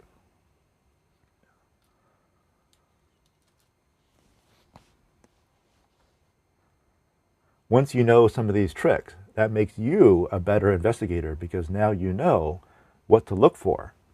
If your job is to make sure that information is not being exfiltrated out of your organization, now you know what to look for or things to look for. So I'm not necessarily teaching you how to be an exfiltrator. You can use that information to combat the exfiltrators.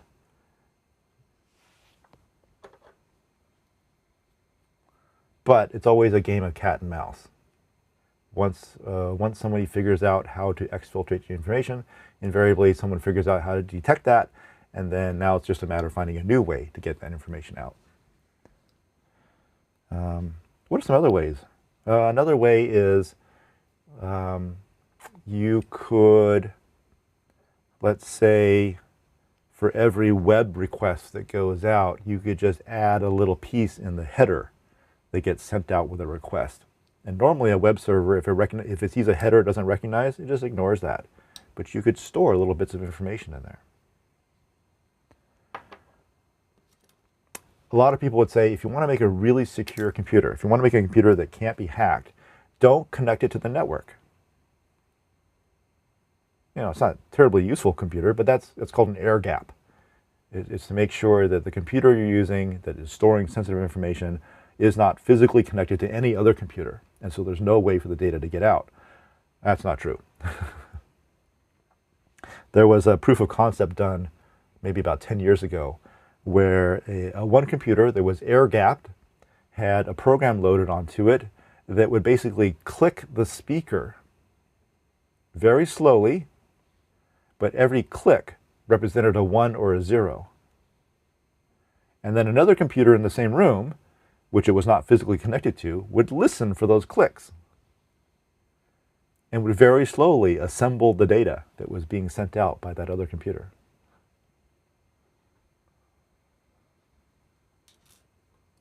How cool. And you don't necessarily have to do it with clicks. You could do something like drive the internal speaker at a frequency that humans can't hear, but use really high-pitched tones to represent your ones and zeros. And then you have a microphone on another computer that's listening for those things, and it can hear tones that we can't hear. And so you can send data that way. There was an operating system way back in the 1970s called Multics. It was actually the predecessor to Unix. There was Multics and there was Unix, uni being one and multi being many.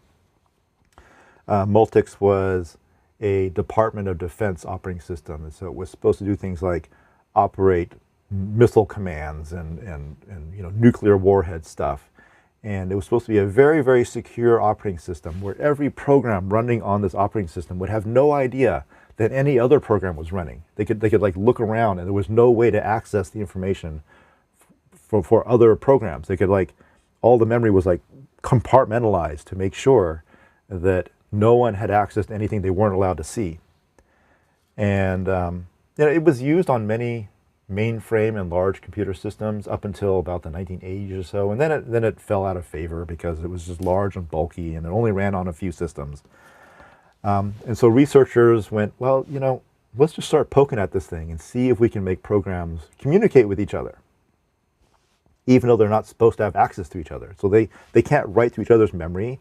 They can't send files to each other because the files themselves were also compartmentalized. If you didn't have access to a specific file, if you weren't supposed to have access to certain files, then your program would have no idea those files even existed.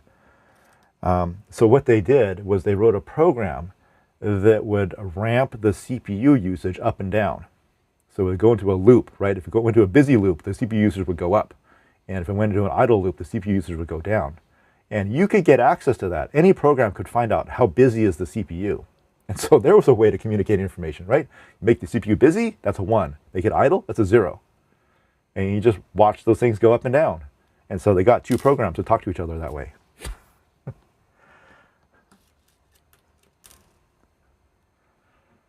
Crazy, crazy stuff that you can think about. They're like the side channels for communicating information. Anyway, stuff to think about.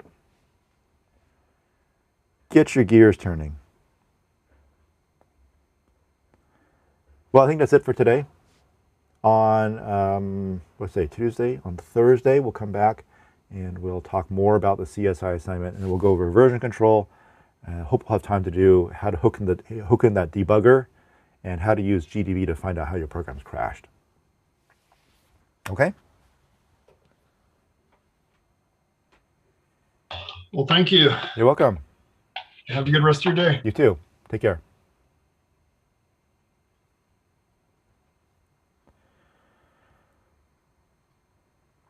All right, let me check these chat messages. Let's see. I think I caught up on most of your chat messages.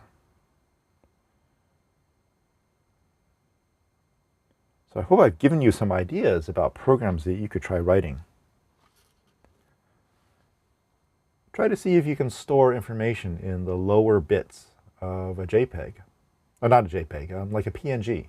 Right? Load it in as an image of, as an array of bytes, and then change the low order bits of each byte so that they represent 1s or 0s, and then store it back, and see if you can view that image, and then write another program that goes and extracts that information.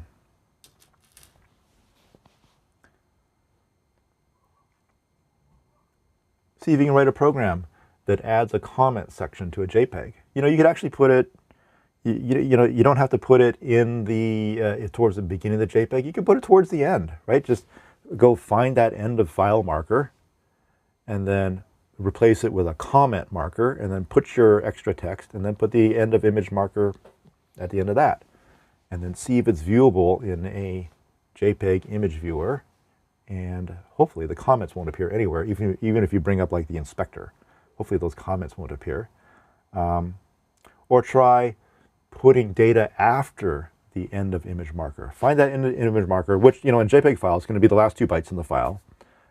Read in that file, and then read it into an array, but make the array longer than it needs to be. So find the length of the file, add, let's say, 100 to it, and then after the end of image marker, put some data there.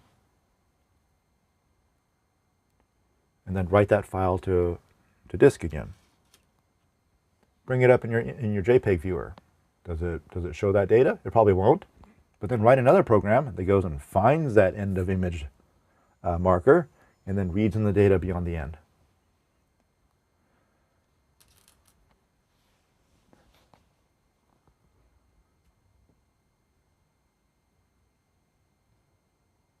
I always think, you know, if you want to learn programming and really be a good programmer, just practice. Anytime you think of any program that you could write it. Even if it's as simple as I have an assignment where I have to like do some calculations. Write a program to do those calculations. I mean, it's easy to break out a calculator and just do it, but write a program to do it. It just gives you practice, lots of practice. I used to do that in college where I had my science classes, my physics and chemistry classes, and we had to analyze a whole bunch of data that we'd collected in the classroom, and we had to condense it down to a report. So I could have just got my calculator out and done all the sums and averages I needed to do, but I wrote a program to do it, just because it was practice. And it's that kind of repetitive practice over and over again, even for the most mundane things, that'll just get you to be better and better programmers. Because I think one of the things that you need to do as a programmer is get to the point where you don't have to think about what you're typing. You just think, I need to make a loop, and your fingers just write the syntax for a for loop or a while loop. Or I need to make it do a conditional, and your fingers just type that. And what that allows you to do is start thinking about the higher order things. Why am I writing this loop? What am I trying to accomplish with this? What are the start and end points for it? What am I doing in the body? You get to the point where the syntax is kind of just automatic. And then you can focus on the algorithms. So by just doing lots of practice, you're getting the syntax out of the way. I kind of relate it to learning how to drive a car. Initially, when you learn how to drive a car, your brain is like going 100 miles an hour, thinking about where's my foot needs to go? What does my hands need to be doing? How am I turning this wheel? What are all these levers that I have to work with to turn on turn signals and windshield wipers and you know, all that? And you're focused on the mechanics of getting the car to drive. What you really need to be thinking about is the more important things like navigation and keeping me and my passengers safe. But you have to get beyond that initial learning curve of your feet and your hands until you can start thinking about those things. And how do you do that? You just practice driving over and over and over again until the mechanics become automatic. And then you can start thinking about the higher level stuff. How do I get to my destination? How do I react in this situation I'm in where cars are moving unexpectedly and I need to keep myself safe?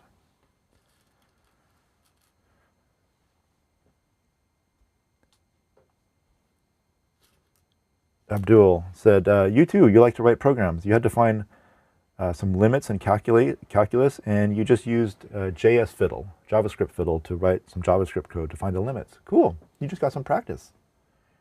Right? It probably wouldn't have been easy to do with calculator, but write a program. Just get the practice, even if it's just mundane, stupid things like that. No, I don't mean to say stupid like your program was stupid. I mean it's trivial stuff. You could do it so much easier with a calculator or pen and paper or Googling the answer, right? But you write a program to do it, and you just get practice. Am I by any chance going to create embedded systems like real-time operating systems for robotics? No, I don't think this is the place for it.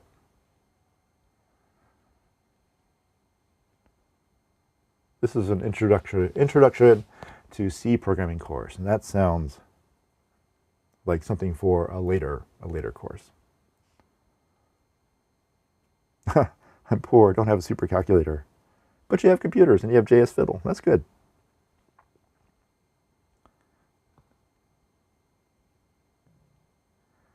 You know what? I have like nicer calculators.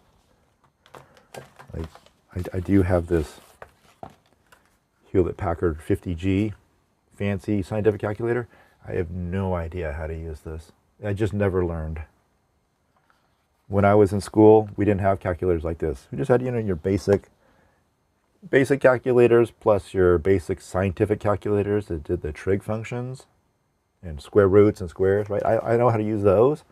These programmable ones, just, if I have to do anything more complex than some trig functions, I'll just write a program, right? For me, that's easier than breaking open a manual for this thing and learning how to program it and learning how to do the graphing features. Why do I keep this one around? Well, you know, nerd cred. All nerds are supposed to have a Hewlett-Packard calculator. That's what they say.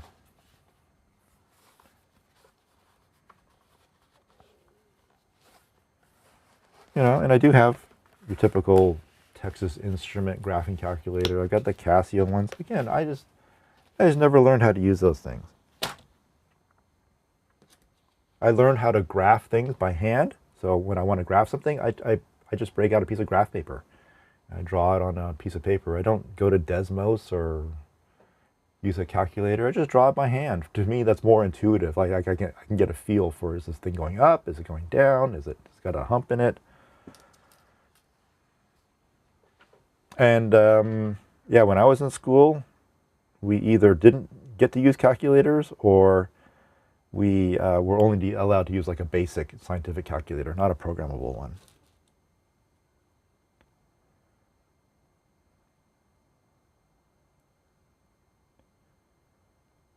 Oh gosh, I remember my physics in college, we weren't allowed to use calculators to calculate the things like averages and standard deviations. We could use them to sum up the numbers, right? But we had to do all the other stat functions ourselves. We had to show the work. So off to the side was all those formulas for calculating averages, standard deviations, and errors, and the people who were grading them looked for those things. And if those weren't there, you got marked down. It was horrible.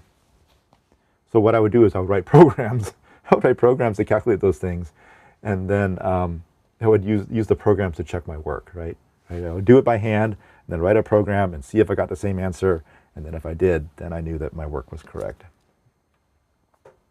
And in some cases, I wrote programs to show me what the work was supposed to look like. So if it was calculating a standard deviation, it would output like, here are the numbers you need to put in your formulas, so that I would know what to do. But again, it's just practice, practice, practice.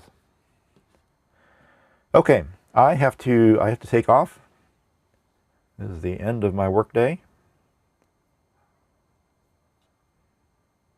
It was great chatting with you all, and I will see some of you tomorrow. We're going to continue talking about cryptography, and I will see some of you on Thursday. And next time, I hope to remember, this time I did, but if you remember, some of you were around on Monday. You saw me chat a couple of times in my stream, and then nothing ever happened, and I forgot to click on the button to record the stream. So I ended up re-recording it later in the day. So I'm glad that some of you were able to join me then, but I hope that doesn't, that's the first time that's ever happened where I forgot to click on the record button. So I hope that never happens again.